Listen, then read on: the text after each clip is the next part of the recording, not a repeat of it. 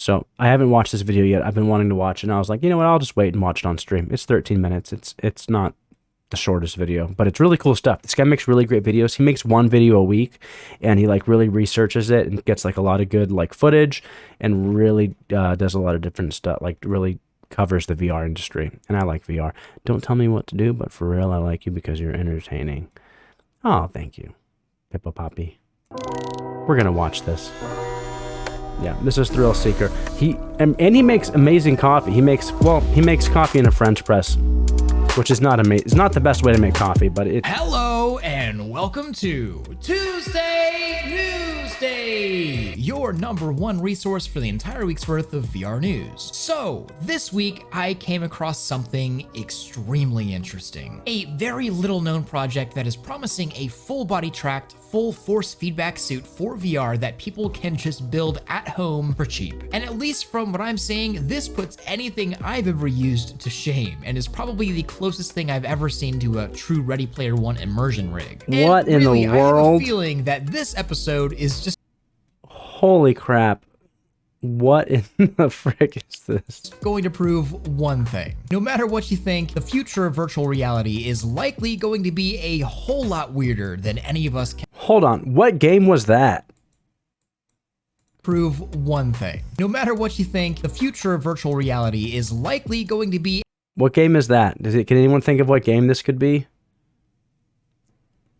What I don't even. I have nothing. Like I have nothing. a whole lot weirder than any of us can possibly imagine. It's like But some that's not it. like From Nintendo Lab goes game. multiplayer, Apple's headset seems to be coming way sooner than we all thought, and Mark Zuckerberg sorta silently buries the metaverse. All that and so much more. This is a fun one, so let's just get right into the news. So I'm pretty much 24/7 always on the lookout for new VR devices that can change the way I use virtual Asylum reality. Simulator Whether VR. that's new VR headsets or gloves or suits or treadmills, I'm always looking for devices that can make VR more immersive and useful. And I've tried lots and lots of things over the years. Some of it's great, some of it Look at all these not different- so much. there's so But many I different weird don't VR think I was things. quite prepared for the rabbit hole that one YouTube comment would send me down, leading to me discovering probably the most interesting VR project I've ever seen. This looks so weird. is the wildly unknown exit suit, named as such because it's a suit designed for the user to exit reality into a new virtual world. And that Oh, sounds that's so exactly weird. like my cup of tea. So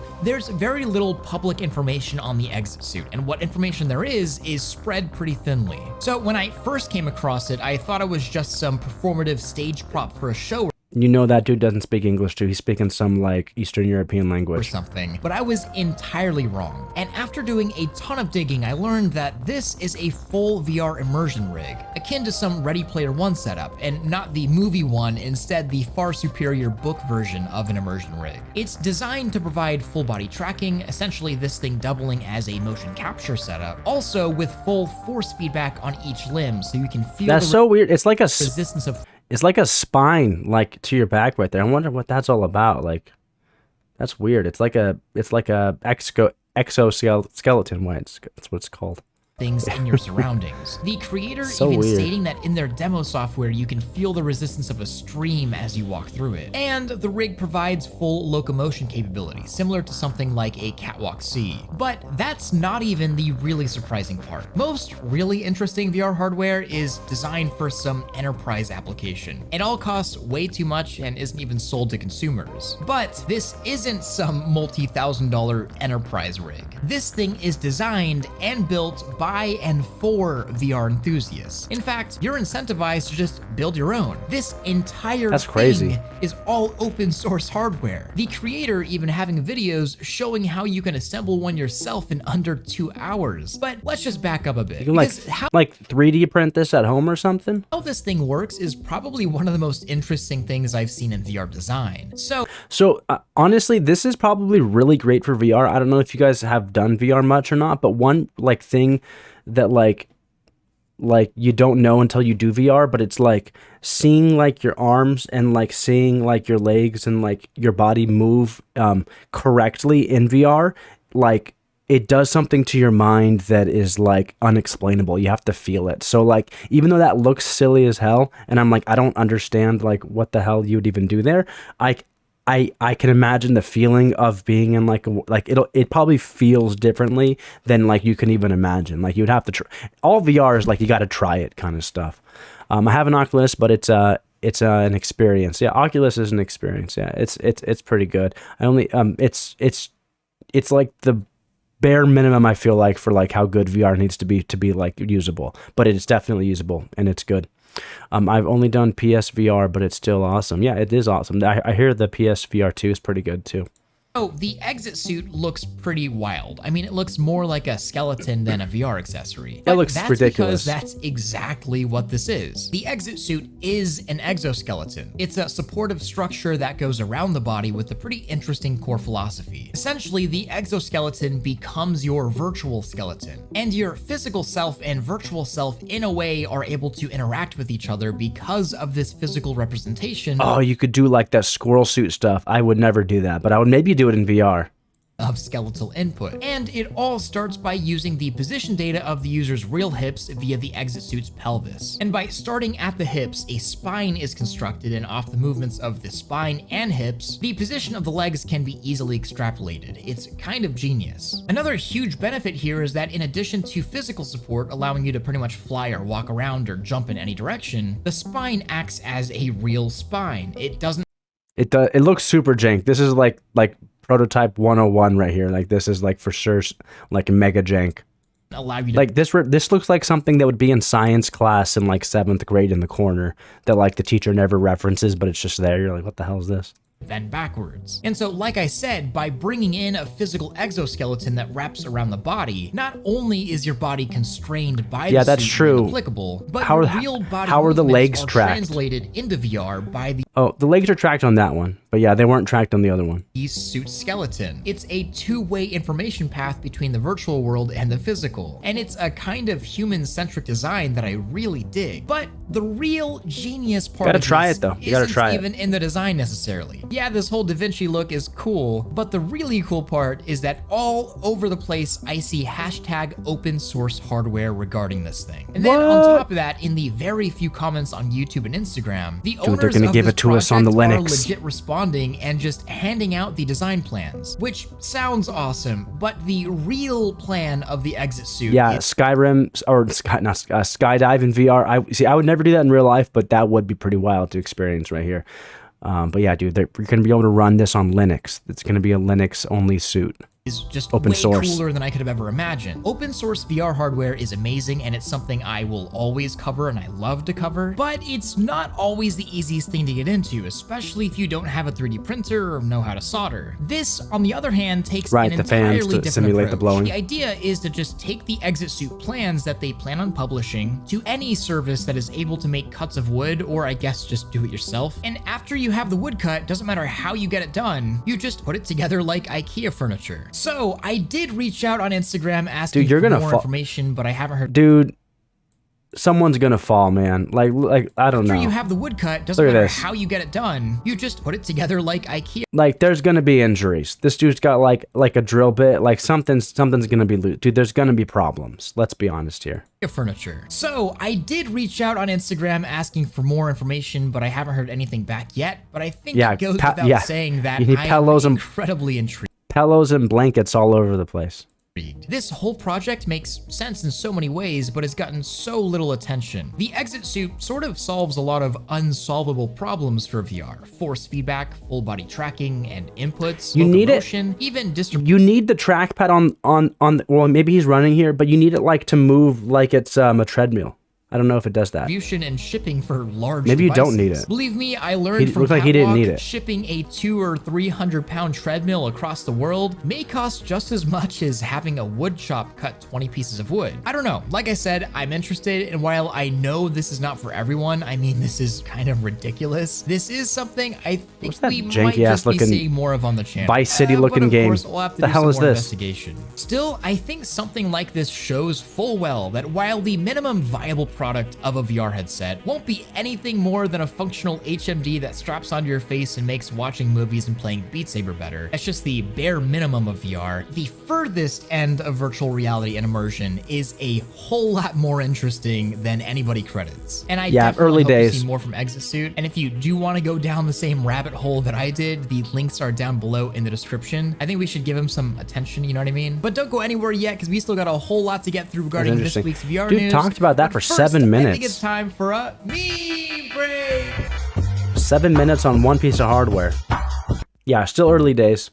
We're in the T-Mobile era of VR. Hi, yeah. Pardon this interruption, but are you tired of stale, dry meme breaks? Well, you can help. Generally, the health of an industry is judged by the quality of its memes. And you can help save the entire VR industry by joining the Thrill Seeker subreddit or Thrill Seeker Discord to submit memes. So do your part. Save VR by making jokes. And now, back to the news. Nobody's joined that Discord. Join mine instead. I came across another very interesting project. And it's so weird that after I saw it, I just couldn't not include it here. This is Polymorph, a traveling VR experience of sorts that recently held a booth at South by Southwest. Using a very non-traditional full-body haptic system with all sorts of weird puffy air silent simulator. Bits. Polymorph is designed to help remove a group of people from their bodies and have them explore a post-human Earth together. Pumping smells into you. It's as multi-sensory as it gets, with taste, touch, smell, body tracking, but interestingly enough, also very restricted movement. It's something. Dude, do they got a fart smell? They gotta have a fart smell.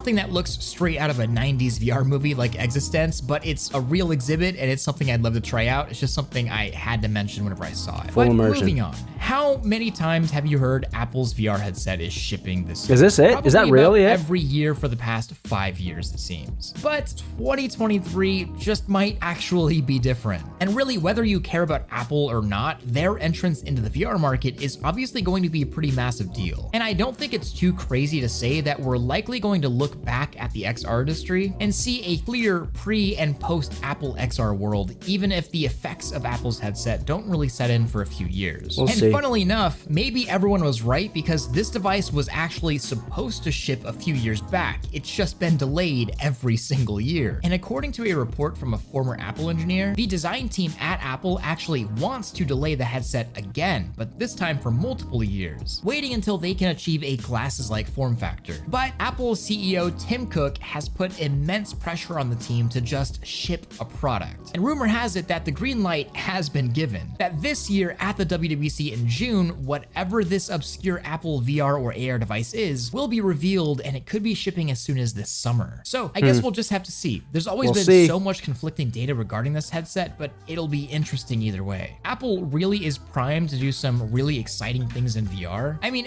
some really exciting things like sell you Diablo VR, where it only costs $1,300 to level up to level 50.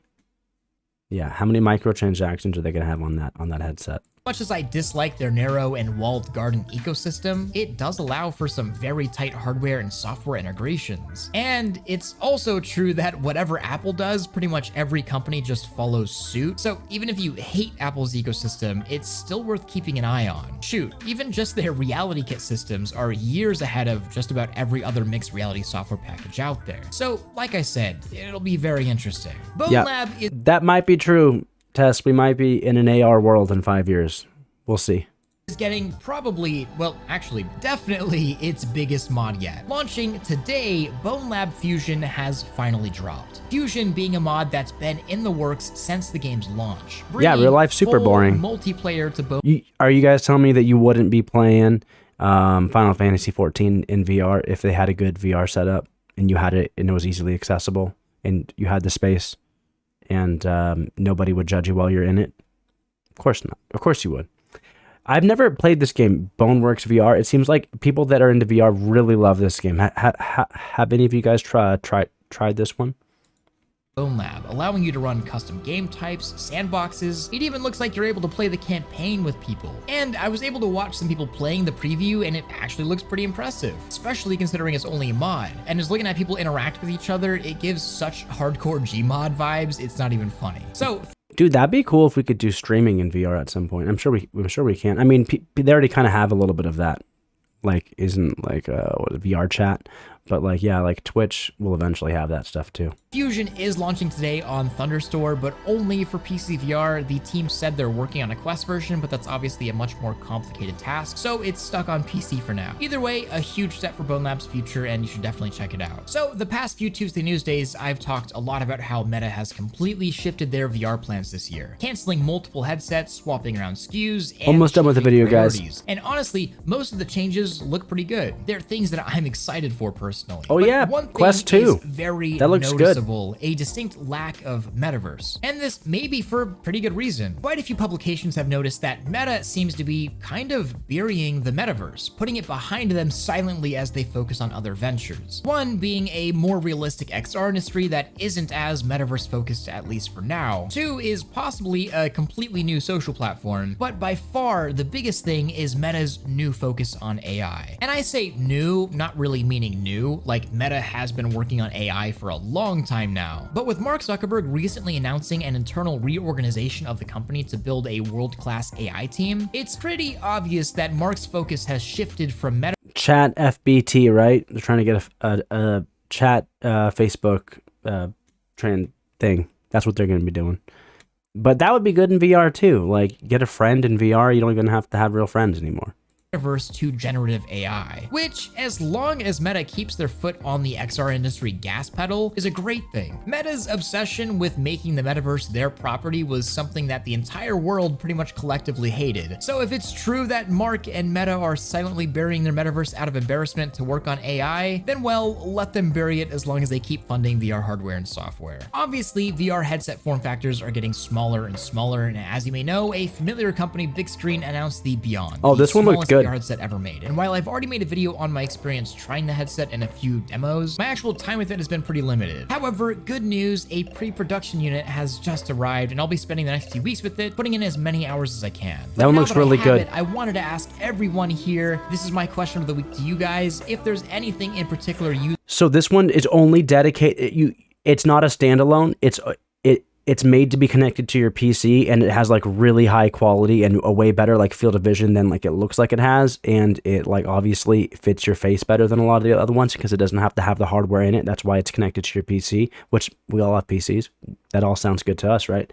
But it does, you have to like fit your like face to it. If you have glasses, you tell them your prescription, they'll make the glasses to your prescription, like the lens is in that VR headset, but it will only work for you.